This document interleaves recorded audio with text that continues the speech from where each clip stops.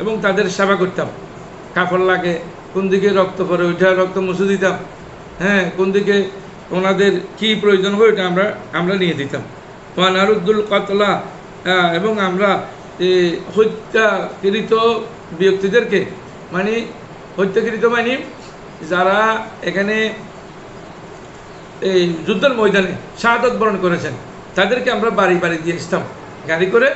অনেক সময় যুদ্ধরা তো যুদ্ধ করতেছেন মুসলিমরা, আমরা ওদেরকে বাড়ি বাড়ি দিয়ে আসতাম। এইটা আমাদের কাজ ছিল, আমরা তখন এটা করতাম। তারপর হলো রসুল করিম সাল্লাল্লাহু আলাইহি সাল্লাম বলতেছেন, হযরত আফরা বলেন, আমি মহিলা কিন্তু আমি যুদ্ধের ময়দানে এই কাজগুলো করতাম। ওয়াজার হা ইলাল মদিনাতে, এবং যারা আহত হয়েছে, যারা শাহাদত বরণ করেছেন তাদেরকে বাড়ি বাড়ি আমরা পৌঁছে দিতাম। বাবু শেফা ফি সালাসিন, এই পরিচয়টি হলো 3 জিনিসের মধ্যে শেফা আছে। কওয়ালা হাদাসানা সালিমুন আল-আফতাসান আন সাঈদ ইবনে জুবাইর ইবনে আন ইবনে আব্বাস রাদিয়াল্লাহু তাআলা কওয়ালা শেফা ফি সালাসাতিন। তাহলে শেফা হলো 3 জিনিসের মধ্যে। শরবত আসলে কি হলো? মধু পান করা, ওয়া শরবত ওয়া শরতাতু মেহজামিন, আর এটা হলো হেজামত, এই সিঙ্গে লাগানো, বা কাইয়াতু নাহারিন, আর কি হলো এই গরম দাগ দেওয়া, গরম লোহার শিক দিয়ে আগে দাগ দিত এটা। ওয়ানহা উম্মতি আনিল কাইয়ে, এখন আমি আমার উম্মতকে দাগ দেওয়া, গরম দাগ দেওয়া এটা নিষেধ করতেছি, কারণ ওটা দিলে মানুষ কষ্ট পায়। রফাল হাদিস, বিহি কলা, এরপর হাদিস হলো আন সাঈদ ইবনে জুবাইর আন ইবনে আব্বাস আনিন নবী সাল্লাল্লাহু আলাইহি সাল্লাম ক্বালা শিফা ফি সালাসাতিন, এটা আগের মতো হাদিস। আনহা উম্মতি আনিল কাইয়ে, বাবুন হাত দাবাও বিল আসলে, এই পরিচয়টা হলো মধু দিয়ে চিকিৎসা করা। মধু দিয়ে চিকিৎসা এটা উন্নত মানের চিকিৎসা, এটা কোনো ক্ষতিকারক নয়। দেখেন রসুল করিম সাল্লাল্লাহু আলাইহি ওয়াসাল্লাম চিকিৎসা কত সুন্দর। অফি অকলি তাআলা, আল্লাহ তাআলা বলেন, ফি শেফাউল লিন্নাস, মধুর মধ্যে মানুষের শেফা আছে। কেন? এটা অনেক কথা আছে। মধু পোকারা অনেক কেউ বলছেন যে মধু পোকা যেগুলো মধু সংগ্রহ করতে যায় এগুলো দরুদ শরীফ পড়ে পড়ে যায়, এই জন্য ওদের না হয় মধু পোকা এবং অন্য বিষাক্ত পোকা একই ফুল থেকে রস খায়। তাহলে মধু পোকা যেগুলো থেকে বের হয় ওগুলো মধু হয়, আর অন্য পোকা থেকে যেগুলো হয় ওগুলো খাইলে মানুষ মারা যাবে, বিষ হয়। তাহলে ওরা দরুদ শরীফ পড়ে, এটা কেউ বলছেন, আবার এটা সমালোচনার কিছু নেই। আন আবিহা আন আয়েশা রাদিয়াল্লাহু তাআলা ক্বালাত কানা নবী সাল্লাল্লাহু আলাইহি ওয়াসাল্লাম ইউজিবুল হালওয়া ওয়াল আসলু, রসুল করিম সাল্লাল্লাহু আলাইহি ওয়াসাল্লাম চিকিৎসা করতেন মিষ্টি দ্রব্য, রসুল বেশি বেশি মিষ্টি দ্রব্য এবং মধু পছন্দ করতেন, মিষ্টি দ্রব্য। এবং যে এখন আমরা এই যে হালুয়া, এখানে ডাইরেক্ট হালুয়া আছে, সব রাতে হালুয়া পাক করার সময়, হ্যাঁ হালুয়া পাক করা যাবে না, কিছু মৌলবী আছে যেগুলো কোরআন শরীফ হাদিস শরীফ বুঝে না, সমাজের মধ্যে বিভ্রান্ত সৃষ্টি করে। এখানে আল্লাহ রসুল ডাইরেক্ট বলছেন, আল্লাহ রসুল হালুয়াকে পছন্দ করতেন। তো হালুয়া আমরা তো এমনি সার দোকানে খাই, সব রাতের দিন খাইলে অসুবিধা কি? হালুয়া তো প্রতিদিন মানুষ খায়। নাউজুবিল্লাহ মিন যালিক, হালুয়ার মধ্যে না যায় কিছু নেই, হালুয়া ভালো জিনিস, এটা রসুলের সুন্নত। হ্যাঁ, তাহলে সব কজন অন্য টাইমে হালুয়া করে তাহলে কোনো সমস্যা নাই। এর পরবর্তী হাদিস হলো সামিতুন নবী সাল্লাল্লাহু আলাইহি ওয়াসাল্লাম, হযরতে আব্দুল্লাহ রাদিয়াল্লাহু তাআলা বলেন, আমি রাসূল করিমের কাছে শুনেছি, ইন কানা ফি শাইইন মিন আদবিয়াতিকুম আও ইয়াকুনা ফি শাইইন মিন আদবিয়াতিকুম খায়রুন ফাফি শারতাতি মেহজামিন, যদি চিকিৎসার মধ্যে, তোমাদের চিকিৎসার মধ্যে কোনো ভালো জিনিস থাকে, মানে চিকিৎসা করার জন্য কোনো ভালো জিনিস থাকে, উত্তম জিনিস থাকে, এটা হলো ফাফি শর্তে মেহজামিন, সিংহের মধ্যে আছে। এখানে সিংহের কারণে মরা রক্তগুলো টেনে ফেললে তাড়াতাড়ি রোগ ভালো হয়ে যায়। আর সর্বদা আসলিন, অথবা মধু পান করা, আও লজগাতিন বেনারিন, অথবা আগুনে জ্বলছে দেওয়া, মানে আগুন দিয়ে দাগ দেওয়া। তওয়াফিকুদ্দা, এগুলো রোগের একেবারে অনুযায়ী চিকিৎসা, রোগ অনুযায়ী চিকিৎসা, রোগের অনুকূলে। আমা ওহিব্বু আন আক্তাবিয়া, কিন্তু এখন রসুল করিম বলেন, আমি দাগ দেওয়াইটা পছন্দ করি না, দাগ দিও না, এখন দাগ দেওয়া ভালো না। আর বর্তমান চিকিৎসা বিজ্ঞানও ফোড়া রোগী অনেক কঠিন, ইলেকট্রিকে অন্য কোনো কানে পুড়ে গেলে, গড় জ্বলে গেছে, এখানে পুড়ে গেছে, এই রোগীগুলো ভালো করা অনেক কঠিন। যদি বেশি পুড়ে যায়, মানে 80% 70% পুড়ে যায়, 60% পুড়ে যায়, এগুলো বাঁচে না, মরে যায়। ঠিক আল্লাহ রজুলান আতান নবী সাল্লাহ সাল্লাম বাকালা আখি এসটা কি বাতানা হোক। রসুলের একজন ব্যক্তি হযরত আবু সাঈদ খুদরি বলেন, একজন ব্যক্তি রসুলের দরবারে এসে বলতেছেন, আখি এসটা কি বাতানা হোক, যে সে তার পেটের শাকায়ত করলেন, মানে পেটের বিরুদ্ধে অভিযোগ করলেন। তা রাসূলুল্লাহ, আমার প্রায় সময় পেটের মধ্যে অসুখ থাকে, আমার পেটে আমার কিছু হজম হয় না, আমি কষ্ট পাই। পাকওয়ালা তখন রসুল করিম বললেন, ইসকি আসলান, একে তুমি তোমার ভাই যেটা পেটে অসুখ থাকে তুমি তাকে মধুপান করো। তুম্মা আতা হুসানিয়া, আবার আসলেন, বলো পাকওয়ালা আজকি আসলান। তুম্মা আতা হু সালেসা, আবার আসলেন, বললেন তিনবার বলছেন, তিনবার আসলেন, তিনবার বলছেন তোমার ভাইকে তুমি মধুপান করো। পাকওয়ালা ইসকি আসলান, এবার চতুর্থবার বললেন তুমি মধুপান করো।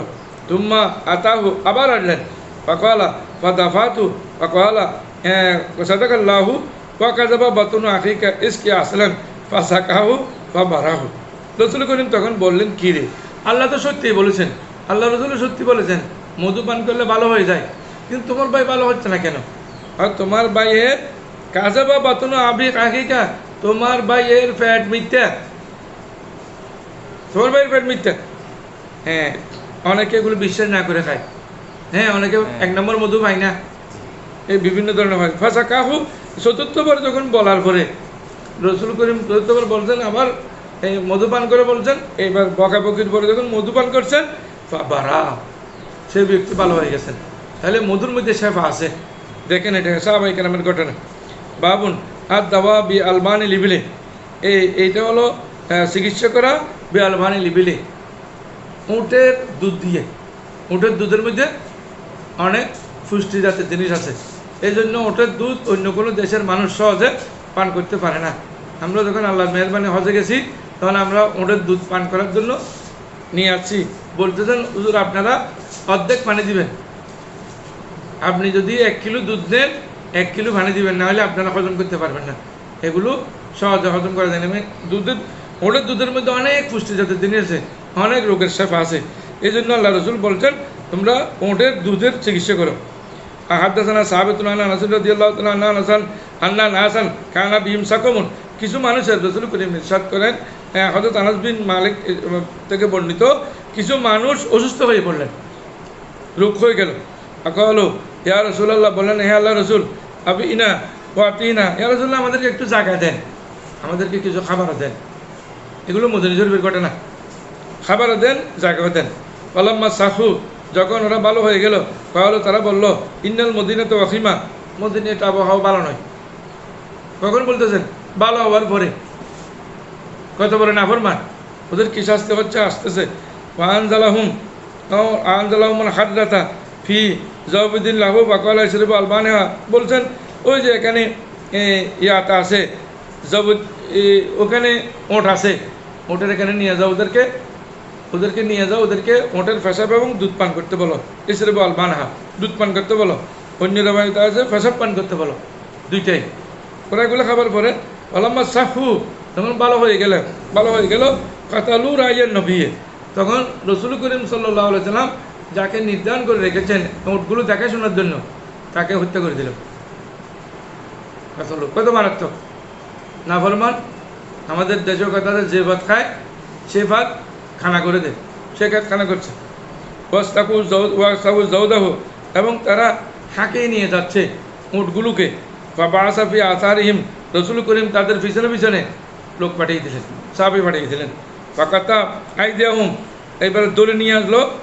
দৌড়ে নিয়ে আসার পরে ওদেরকে আইদিয়াহুম, তাদের হাত কেটে দিলেন। ওয়ারজুলাহুম, তাদের পা কেটে দিলেন। এটা হলো ইসলামের সর্বোচ্চ শাস্তি। হ্যাঁ, ওয়া সামরা আইনাহুম, তাদের চোখ ফুটু করে দিলেন। কয়টা শাস্তি? হাত পা কাটা, চোখ ফুটু। ফরাইতুর রজুলা মিনহুম একদমু আল আরদা বিলিসানিহি হাত্তা ইয়ামুতা, দেখলাম ওদের থেকে একজন মানুষ মাটি কামড়াচ্ছে, মাটিতে পরে কামড়াচ্ছে, মাটি কামড়াইতে সে মারা গেল। পয়লা সালামুন বালাগানি, এটা আমার কাছে পৌঁছেছে। আন্নাল হাজ্জাজা পয়লা আনাসুল হাদ্দাসানি বেআসাদ উকুবাতিন আকাবাহুল্লাহ, এটা হলো সবচেয়ে বেশি শাস্তি যেটা রসুল করিম দিয়েছেন। কেন? ফাহাদ্দাসাহু বিহাযা, এটা যখন তার কাছে বলছেন, বা বালাগাল হাসানা, হযরত হাসানের কাছে এই ঘটনা বললো, বা ক্বালা উযিদতু আন্নাহু লাম ইউহাদ্দিসু, যে এটা আমার কাছে খুব ভালো লাগতো যদি আমাকে এই ঘটনাটা না বলতেন। মানে এমন শাস্তি আর কাউকে দেননি। এখানে এই হাদিসের সাথে অন্য হাদিসের মিলিত হবে। আমরা এর আগে হাদিস পড়েছি, এরা এটা খাবার পরে যখন মদিনা শরীফ যাওয়ার পরে, মদিনা শরীফের প্রথম নাম ছিল ইসরা, ওখানে গেলে ফ্যাটফুলের রোগ হয়ে যেত। এখানে ফ্যাটফুলের রোগ যখন হয়েছে, আল্লাহ রসুল বলছেন এগুলো সৎকার ওঠের দুধ এবং পেশাব পান করে। ভালো হয়ে যাওয়ার পরে ওরা প্রথমে আল্লাহ এবং রসুল দুর্গীয় হয়ে গেল, ইমান বাদ দিয়েছে। ইমান নেওয়ার পরে আবার আল্লাহ এবং রসুল দ্রোহী হয়েছে, বাদ দিয়েছে। তো ইমান প্রথম ইমান ত্যাগ করছে, তারপর আল্লাহ এবং রসুলের বিরোধী হয়ে গেছে।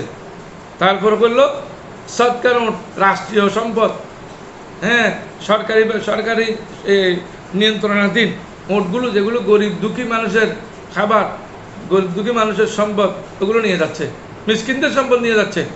এই তিন কারণেই শাস্তি দিয়েছে। আর কেউ যদি এখানে অতি, আমাদের দেশে বলে অতি নেখাই, যে অতি নেখাই যদি কেউ বেরো যায়, এত শাস্তি ইসলামে কেন দিল, এটার উত্তর আপনি এখন আমি দিয়ে দিলাম। অন্য হাদিসের সাথে এটা মিলিতে হবে।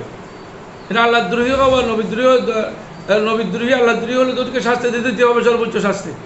একটা, দুইটাই বেঈমান হয়ে গেছে। তিন নম্বর হলো তারা সৎকা নোট নিয়ে যাচ্ছে। এই জন্য আল্লাহ রসুল এতগুলো শাস্তি দিয়েছেন। এই শাস্তি কিন্তু আর কাউকে রসুল করিম দেন নাই। হ্যাঁ, তবে আমরা আবার বর্ণনা করতে পারি রসুল তো রহমতুল আলমিন এটা কেন দিলেন। হ্যাঁ, রহমতুল আলমিন ঠিক আছে, আল্লাহ তো বলছেন ইন্নাল্লাহ ইয়ামুরুকুম বিল আদলি ওয়াল ইহসান, যে ন্যায় পরায়ণ হতে হবে। রসুল করিম সাল্লাল্লাহু আলাইহি ওয়া সাল্লাম এক চুল পরিমাণ ন্যায়ের বাইরে কোনো কাজ করেন নাই, অন্যায় কোনো কাজ রসুল করিম করেন নাই। এই জন্য তো একজন শয়তান বলেছিল কি, ইয়া রাসূলুল্লাহ, এ রাসূল আপনি ন্যায় বিচার করেন। আর তোমার ফারুক বলেন, ইয়া রাসূলুল্লাহ আমাকে অর্ডার দেন, আমি আর গর্দন দুটো করে দিই। আমি যদি রসুল যদি ন্যায় বিচার না করে পৃথিবীর মধ্যে